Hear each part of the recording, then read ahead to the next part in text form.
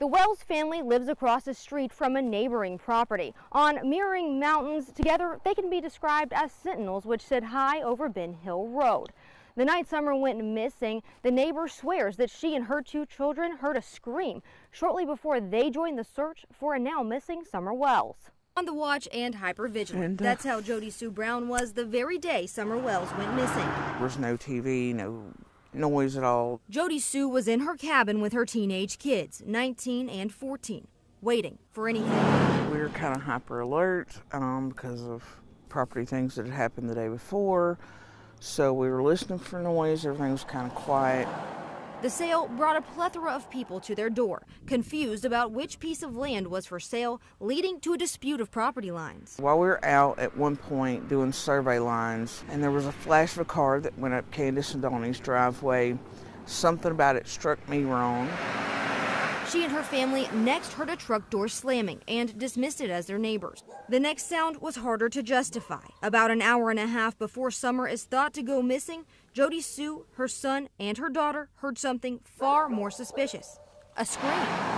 It stopped all 3 of us cold. Her daughter was the first to go to the cabin door. Then all 3 were there, listening still. We heard just this kind of shrill, almost animalistic scream.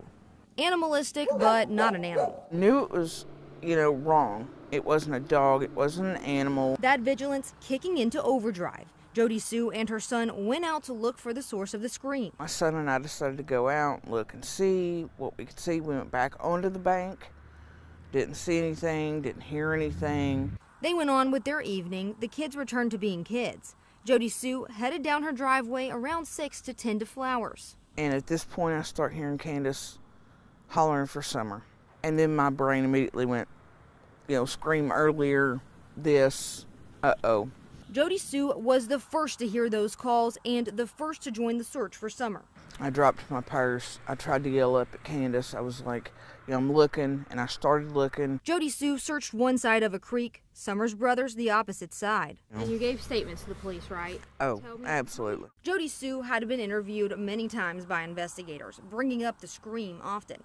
But the sheriff doesn't believe the scream is related to the disappearance of Summer Wells. She's been interviewed numerous times by not only my agency, but the TBI and the FBI, and we don't find anything with that complaint or information related to this case.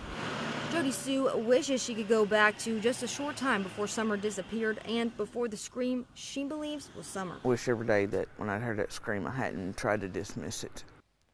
Referencing the work of the FBI, TBI, and his own deputies, Hawkins County Sheriff Ronnie Lawson reiterated in an interview the same week as Jodi Sue's that investigators have found absolutely no proof that an abduction has taken place.